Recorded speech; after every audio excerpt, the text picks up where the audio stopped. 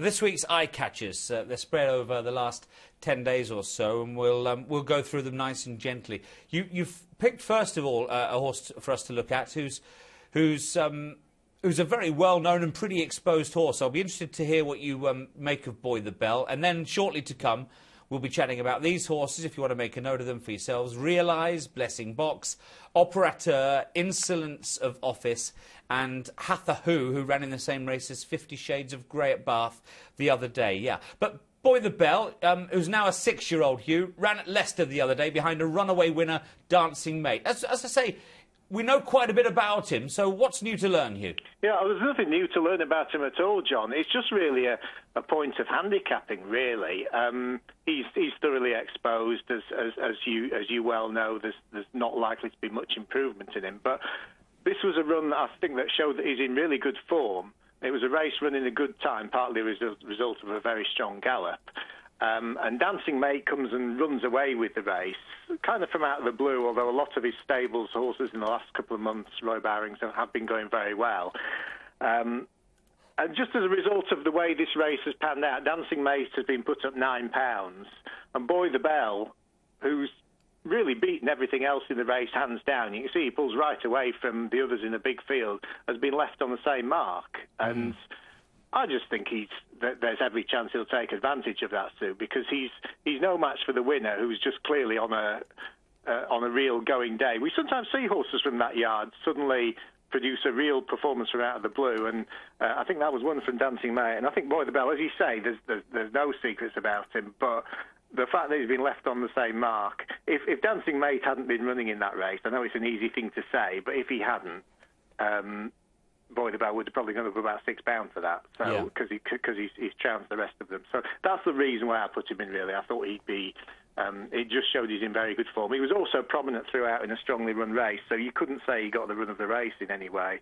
It just suggested he's in good form. Yeah, and of course, by definition, Hugh, the type of horse he's going to be against are probably, even before you look at any given field, they're probably going to be much of a muchness themselves, aren't they? Yeah, he'll be unlucky to run into another one like that next time, and he's eligible for 0 to 55s and that kind of race, and he ought to give another good account next time. Yeah, so that sets the ball rolling on the Eyecatchers for this week nicely. If Boy the Bell is pretty exposed, Realise, your second Eyecatcher, isn't. This was only his third start for Hughie Morrison, second at Windsor last Monday, Hugh.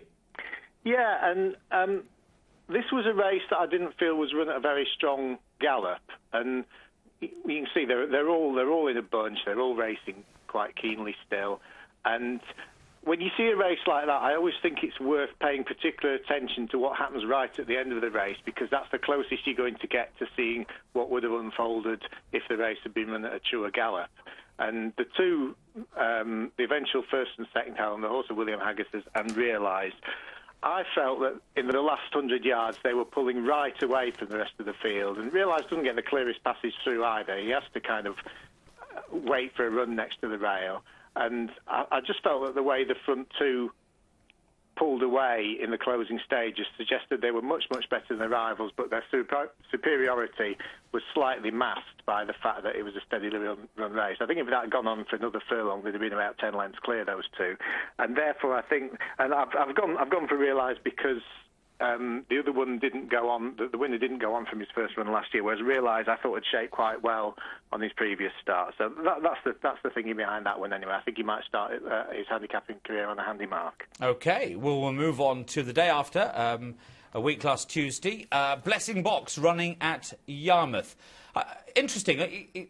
My first look at this, Hugh, was that he travelled quite strongly, but was neither closing nor losing ground at the business end of the race. Well, yeah, but I think if you got the chance to watch the whole race, John, she was really, really keen in the early stages, pulled really, really hard, and then her jockey tried to settle her, and it's ended up being a race where the front two haven't come back. And the first two, one was wearing first-time blinkers and the other was wearing a first-time hood, and the front three have pulled a long way clear. And I just felt that Blessing Box was just too fresh on her seasonal reappearance, and she comes from a yard who do very well with their horses once they go handicapping. She's a full sister to a couple of horses who are quite decent performers. One of them, Bounty Box, who was with Chris Wall. And I just think with this under a run, providing her temperament holds up, because she did race keenly, and she was a bit reluctant at the stalls before, a bit edgy at the stalls beforehand. But I think she's got bags of potential from a handicapping point of view, and if she goes the right way, she could go the right way in quite a big way and improve quite a lot with racing. That's really interesting, Hugh. So a pretty a strong vote there for Blessing Box over the coming weeks. A huge eye-catcher next to you from Ripon recently is a horse called Operateur. Most of our viewers will remember this race for the nightmare endured by Petrol easing down prematurely. But Operateur caught your eye in behind all of that. Yeah, that's right. I mean, it was a race where Petrol probably, well, definitely should have won. But Operateur is a bit similar to Boy the Bell in a way, in that he is very, very exposed, and he has had plenty of chances from this kind of mark. So I'd be a little bit cautious about this one from that kind of perspective. But just in terms of pointing out a horse who was clearly better than the result, he's got no sort of run whatsoever on. He's been blocked in his run for on two or three occasions, and everywhere his jockey tried to go, he found a dead end. And in the end, when he switches out, he's too much to do, and he just rides him out with hands and heels. Yeah. He doesn't win very often, is the downside, John, and you wouldn't go in steaming in next time because of that, but he was definitely better than the result. That was just a selling handicap as well, but definitely better than the result. Do we know anything more about him in terms of his ground preference? You know, because obviously you mentioned he's a fairly low-grade performer, so therefore I'm thinking, you know, if he is to pop up again, well, though he ran there at Ripon, he's going to probably want just about everything in his favour. Well, his last two or three runs have been on decent ground. He did win on soft ground at Catterick when he beat Eyecatchers, but a lot of horses beat Eyecatchers. He's a horse who always runs his race, but quite often finds one too good. So he's got form on all types of ground. So he's a modest performer, and he's rated to about his ability, but he just shaped like he was in quite good form there, I thought. Yeah. OK, so that's Operateur at Ripon. That was last week. Also last week, and I smiled at this one, Hugh, and you'll know why. Insolence of Office. I know you love Southall, Hugh. Probably no one knows it better than you. And this horse seemed to really love returning to the Nottinghamshire track the other day.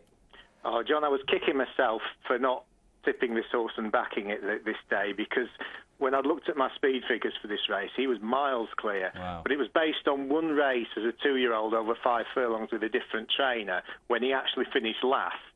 And I just didn't believe it. I didn't believe the numbers. With hindsight, and hindsight's a wonderful thing, I think he was giving 2 stone to a horse called Even Stevens, who's just about the best sprinter, one of the best sprinters we've seen on Five Stand in recent years. He was well beaten by him and a couple of others, understandably, but this was a completely different grade. And to me, I don't know if I'd say he'd relish the return, because I'm not sure he's completely straightforward. You see, he wears the cheek pieces and that kind of thing. But I do think he's probably at his best on this surface. And he runs tonight, funnily enough, at Hamilton. But I'll put him in for if he returns to Southall in the future, really. And it'll probably be a way off, because I'm not sure how many meetings we've got coming up there. But he's one I'd have in the back of the mind if he does go back to Five Stand. Yeah, I see he's got a Musselburgh entry 2 days after tonight as well, Hugh. That's right. I think he's been declared for that as well, hasn't he? Yeah. So he's got a couple of entries coming up, but I'm more interested in him if he goes back to Southall. Yeah. Well, he's one to watch for when the sand is flying. That is for absolute sure. The next two ran in the same race at Bath just a couple of days ago. Hatha Who, having its third start, showed a load of pace. Shades of grey as we join them, the back marker in the grey jacket. Which of the two is the stronger out of this race then for you, Hugh? Well, they're different kind of horses. I mean, 50 Shades of Grey, it's more the fact that it was a really promising performance, having been a bit slow away and a bit slow to learn what was required. But more than anything, I just think this whole race could be underrated because it happened to come at Bath, because the time of the race was very good. There were 3 racers run over 5 furlongs on the day, and the other 2 were for older horses, one of which saw a very impressive all-the-way winner. In fact, they both saw impressive all-the-way winners. And this was the fastest time of the day, despite it being a 2-year-old race. And I had a look back at the sectionals of the race, and there was no real advantage to be gleaned anywhere along the line. So I think this is going to prove solid form by Bath 2-year-old standards. I think the winner's improved a lot from his first 2 runs, and I do think that I wouldn't rule out the second, third and fourth winning soon, particularly the third, who 50 Shades of Grey, who I thought was very promising. Yeah, I really like Hatta, who I think is going places. The horse with that speed, Hugh, there are races to be won all the way through the season, aren't there? Absolutely. I don't know if he'd be part of the Hannon plans for Royal Ascot, because, good Lord, they'll be spoilt for choice with the 2-year-olds they've got. But I wouldn't rule him out if he does go there, because he did show a lot of speed there. And as I say, wherever he goes, that form might be underrated because it was at Bath, but I think that might be a mistake. Yeah. Which of the whole batch of this week's Eyecatchers switches you on the most, Hugh? I do think Blessing Bot probably won't be a huge price next time, but providing she goes the right way, she could win a race or two, I would think. I do think she's probably capable of a fair bit better than that. Well, good luck with those. We'll all, I'm sure, be frantically putting them into our trackers for the future, Hugh. A really nice, interesting and varied list as well.